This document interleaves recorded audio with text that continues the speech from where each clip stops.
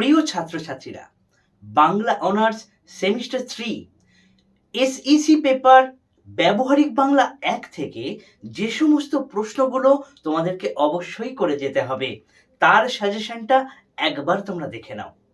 যে প্রশ্নগুলো আমি বলছি সেই প্রশ্নগুলো খাতায় ঝটপট লিখে নাও।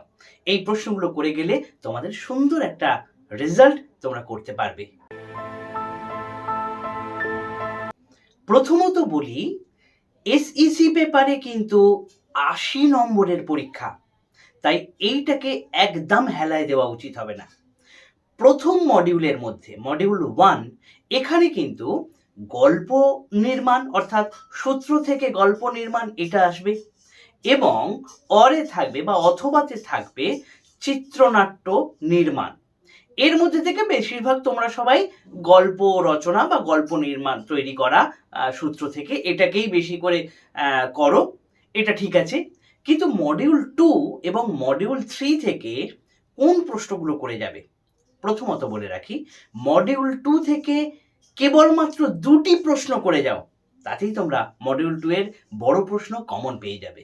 মডিউল 2 থেকে তোমরা কিন্তু দলবৃত্ত ছন্দের সংজ্ঞা এবং বৈশিষ্ট্য এটা অবশ্যই দেখে যাও এবং তার পাশাপাশি মিশ্র কলাবৃত্ত ছন্দের বৈশিষ্ট্য এটা ভালো করে দেখে যাও। এই দুটো প্রশ্ন করে গেলে তোমরা অবশ্যই এই দুটো থেকে কমন পেয়ে যাবে। তাহলে দলবৃত্ত ছন্দের সংজ্ঞা এবং বৈশিষ্ট্য এবং তার পাশাপাশি মিশ্র কলাবৃত্ত ছন্দের সংজ্ঞা ও বৈশিষ্ট্য। এরপর মডিউল 3 থেকে তোমাদেরকে করে যেতে হবে চলচ্চিত্র এবং সাহিত্যের যে সাদৃশ্য বৈসাদৃশ্য, এই প্রশ্নটা কিন্তু অত্যন্ত গুরুত্বপূর্ণ। এর সঙ্গে তোমরা করে যাও ক্ষুধিত পাষাণ ছোট গল্পকে চলচ্চিত্রায়ন করতে গিয়ে কোন কোন দৃশ্যের পরিবর্তন বা কোন কোন বিষয়কে দেখানো হয়েছে, এই বিষয়টা কিন্তু করে যাও। অর্থাৎ ক্ষুধিত পাষাণ গল্পের চলচ্চিত্রায়ন সম্পর্কে কোন কোন তথ্য আমরা পাই।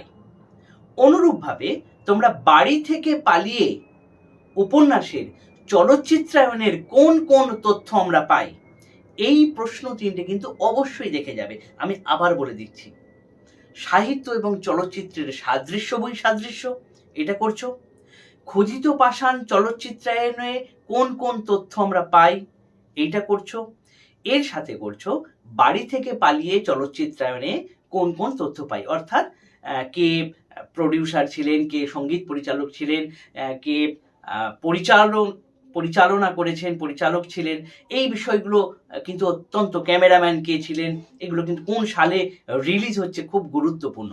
এই বিষয়টা এই 3টে প্রশ্ন থেকে তোমরা অবশ্যই বড় প্রশ্ন কমন পাবে। এরপর আসি 5 নম্বরের প্রশ্ন। 5 নম্বরের প্রশ্নে কিন্তু 5 6 30 অর্থাৎ 6খানা প্রশ্ন লিখতে হবে। 80 নম্বরের পরীক্ষা, 6খানা তোমাকে কিন্তু বড় প্রশ্ন, এই 5 নম্বরের প্রশ্ন লিখতে হবে এবং 20খানা রয়েছে শর্ট প্রশ্ন। আমি পরবর্তীকালে ভিডিওতে শর্ট প্রশ্ন দেওয়ার চেষ্টা করব, অবশ্যই করব। এখন দেখে নিই যে 6খানা বড় প্রশ্ন আসবে তার সাজেস্টিভ কোন প্রশ্নগুলো আমরা করে যেতে পারি। প্রথমত কলাবৃত্ত ছন্দের বৈশিষ্ট্য, এটা আসবেই, এটা 5 মানের মতো তোমরা করে যাও। কলাবৃত্ত ছন্দের বৈশিষ্ট্য।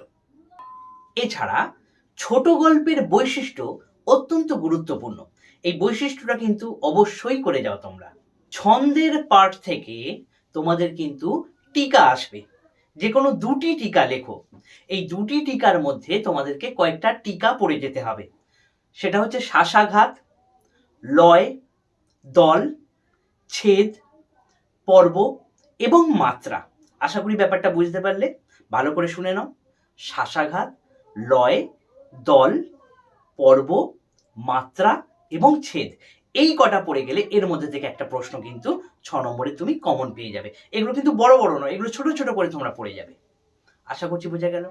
এরপরে যে প্রশ্নটা করে যাবে, মঞ্চ নির্দেশনা বলতে কি বোঝানো হয়েছে, এই মঞ্চ নির্দেশনা কিন্তু অত্যন্ত গুরুত্বপূর্ণ। এরপর কোরাস আবৃত্তি, কোরাস আবৃত্তিটা একটু ভালো করে পড়ে যেতে হবে। কোরাস আবৃত্তি কাকে বলে, এর বৈশিষ্ট্য কি, বা কোথায় কোথায় করা হয়, এমন একটা কোরাস আবৃত্তি রয়েছে যেটা সম্পর্কে বলো, যেমন অনেক রয়েছে, কান্ডারি হুঁশিয়ার কোরাস আবৃত্তি হিসেবে বলা যেতেই পারে। এছাড়া একটি আবৃত্তিকারের কোন কোন দিকগুলোকে নজর রাখা উচিত, কিংবা বর্তমানে অবস্থিত দুটি আবৃত্তি প্রশিক্ষণ কেন্দ্রের নাম লেখো, খুব গুরুত্বপূর্ণ। আমি যে প্রশ্নগুলো বলছি একটু ভালো করে কিন্তু লিখে লিখে তারপর পড়ো, বা স্যারকে দিয়ে বিষয়গুলোকে ভালো করে জেনে নাও, তাহলে সুবিধা হবে। সঠিক উচ্চারণ কিভাবে সম্ভব, বা উচ্চারণের দোষগুলি কি, এটা কিন্তু 5 নম্বরের প্রশ্ন আসে। সঠিক উচ্চারণ কোনগুলো, মানে কিভাবে সঠিক উচ্চারণ করা দরকার, এই বিষয়গুলো আমাদের উচ্চারণ করতে গেলে কোন কোন ভুলগুলো হয়, এই উচ্চারণের উপর থেকে কিন্তু এই প্রশ্নটা আসতে পারে। এবছরের জন্য অত্যন্ত গুরুত্বপূর্ণ আবৃত্তির উপাদানগুলি কি কি। এর পাশাপাশি নির্বাক যুগের চলচ্চিত্র, এটা কিন্তু ভালো করে করে যাও।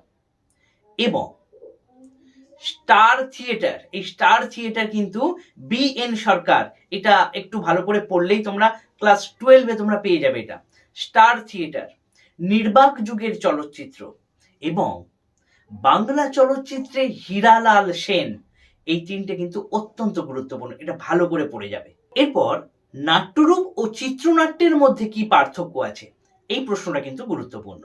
নাট্যরূপ ও চিত্রনাট্যের মধ্যে পার্থক্য। তাছাড়া পথের পাঁচালী উপন্যাসে ট্রেনের দৃশ্য, সর্বজয়ার চরিত্র, এছাড়া যখন বাড়ি থেকে পালিয়ে চলচ্চিত্রায়নের মধ্যে যে পার্থক্য দেখা গিয়েছে, এই জায়গাটা একটু ভালো করে করে যাবে। আর একটা জিনিস আমি বলতে ভুলে গেছি, যেটা হচ্ছে পয়ার ছন্দ।